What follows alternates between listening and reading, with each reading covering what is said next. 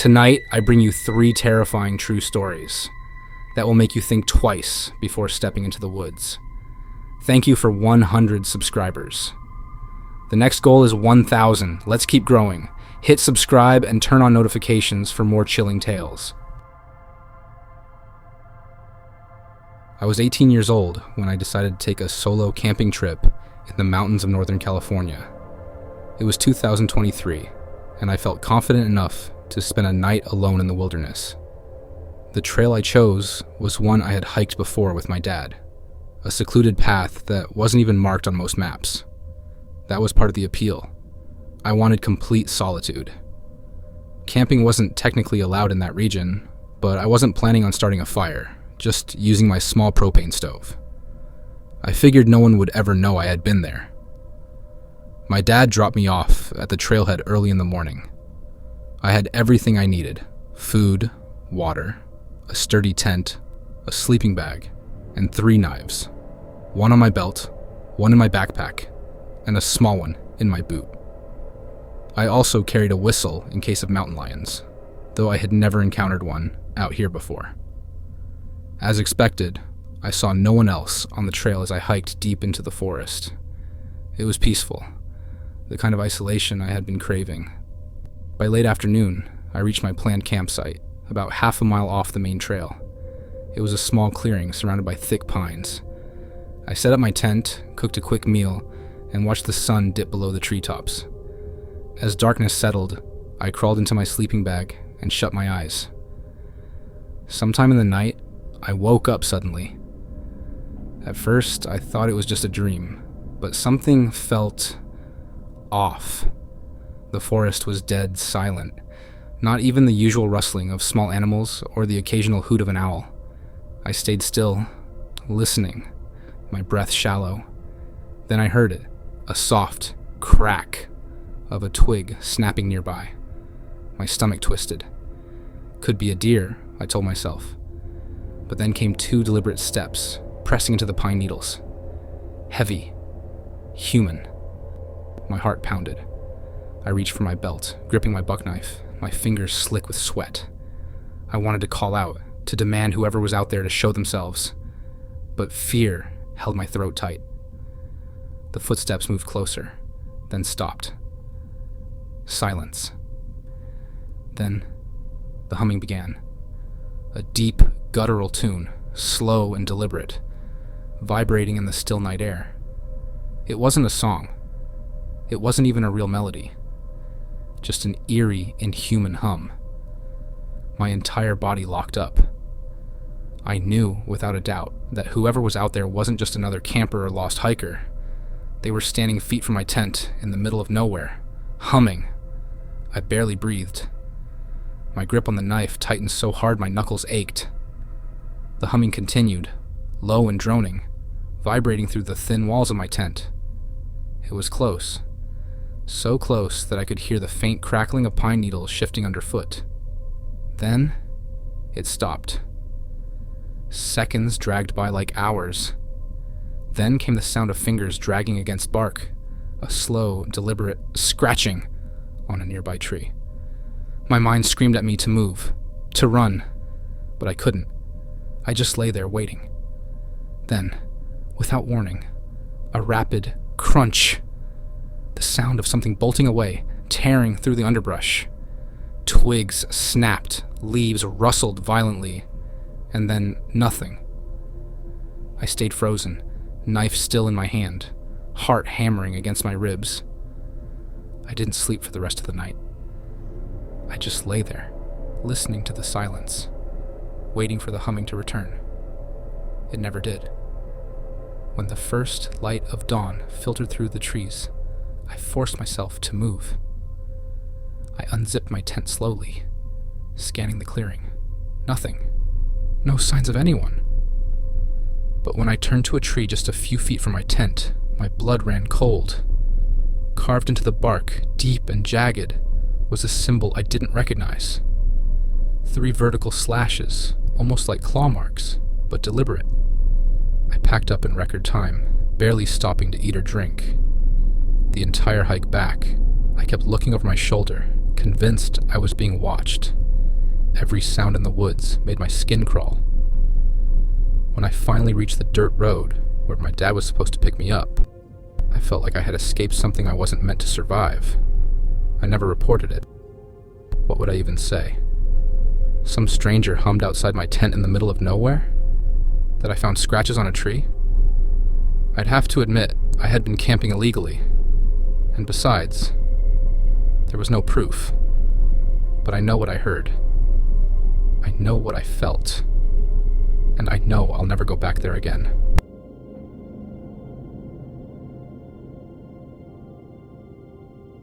I had spent months preparing for my solo hike on the Pacific Crest Trail. I'd already hiked through deserts, mountains, and forests alone. But something about Northern California felt different. The landscape was stunning. Rolling valleys of dense pine, jagged peaks, and endless sky. But there was an eerie stillness to it, a quiet that pressed against my ears like cotton. One evening, slightly north of Mount Shasta, I found a breathtaking spot to camp. I had an unobstructed view of the valley below, and mountains stretching endlessly in every direction. I could see rain in the distance, rolling in over Mount Shasta, a shimmering veil of silver against the last rays of daylight. It was perfect. Too perfect.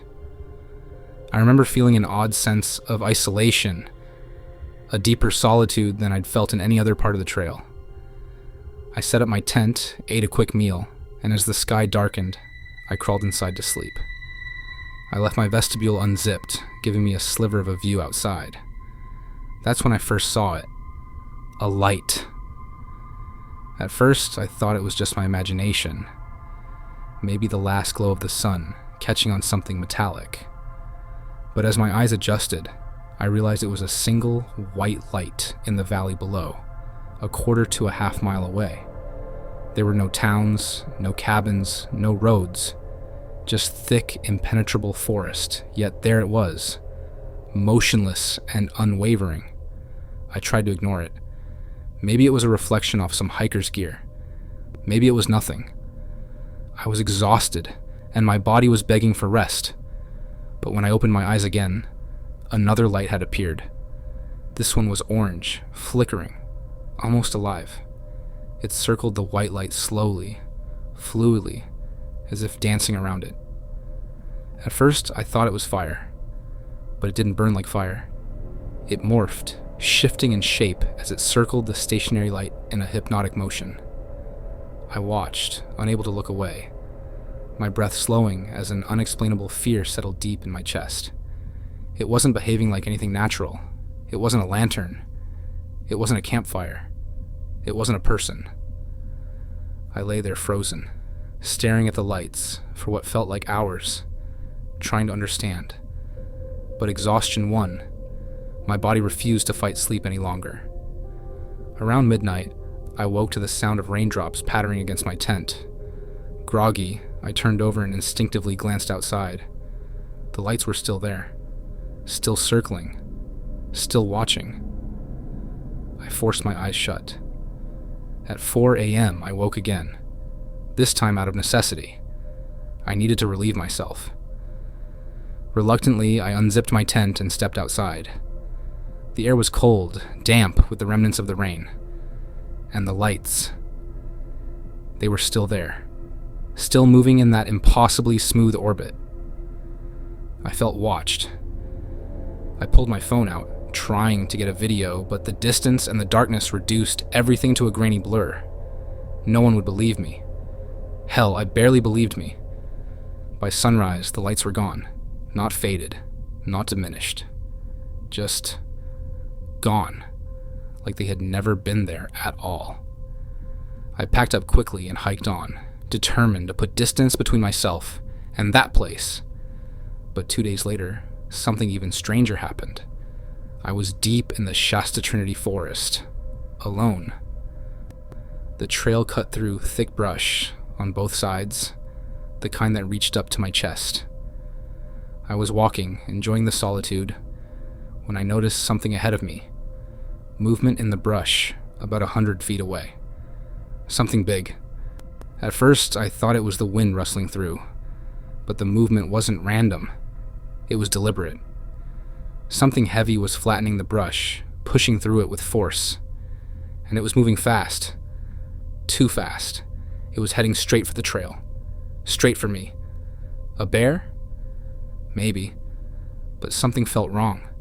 I'd seen bears before. They didn't move like this. I stopped walking. The brush kept moving. Closer. Closer. Every instinct in my body screamed at me to run, but I knew better. Running could trigger an attack. So instead, I took a deep breath and did the only thing I could think of. I yelled, "Stop!" And it did. Instantly. No rustling. No movement. No sound. Silence. Complete and total silence. Not even the usual forest noises. The distant call of birds. The whisper of wind through trees. It was as if the entire world had been muted in an instant. I stood there, heart hammering against my ribs. I could feel my pulse in my ears. I don't know how long I waited, but nothing moved.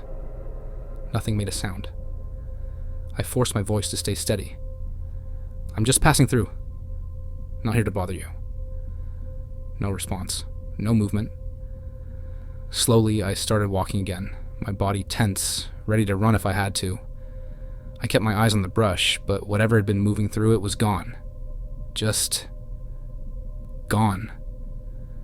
The rest of my hike through Northern California felt different.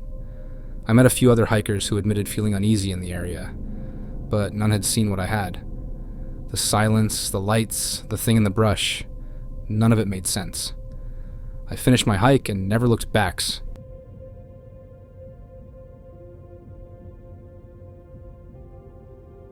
I've always been the type to seek solitude in nature. So when I decided to hike the remote trails in the Cascades, I was ready for some peace and quiet, away from the noise of daily life.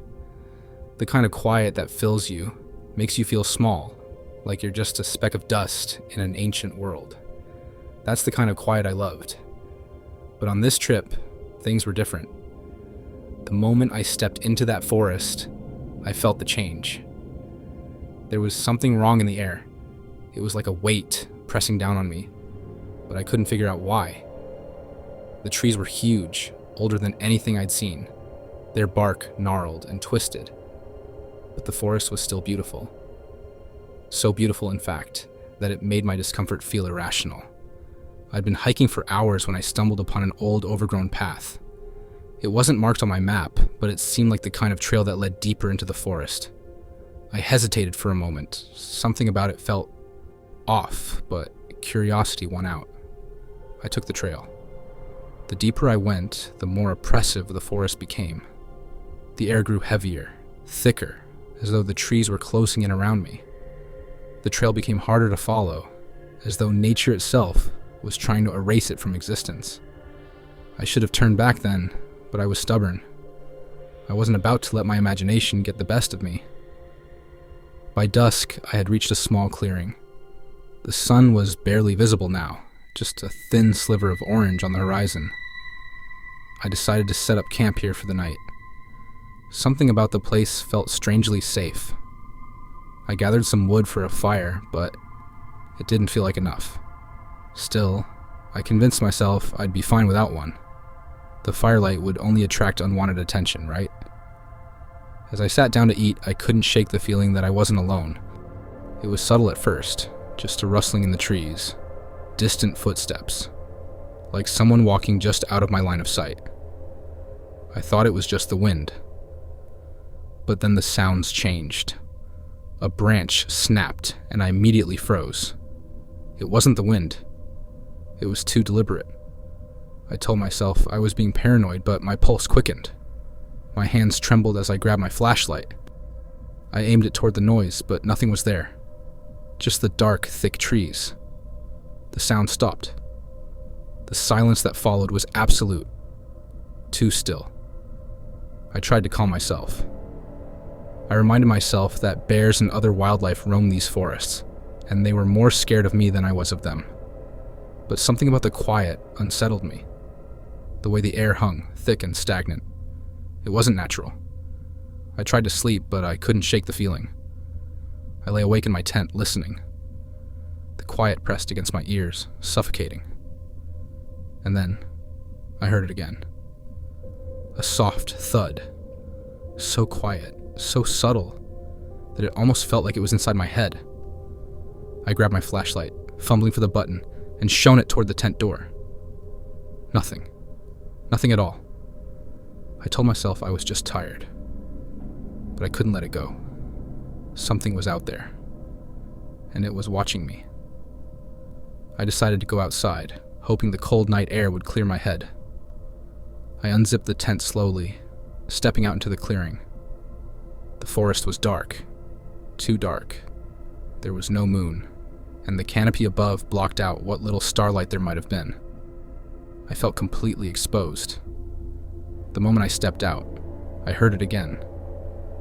This time it was closer. A soft, shuffling sound, like something dragging itself through the underbrush. I spun around, scanning the darkness, but saw nothing.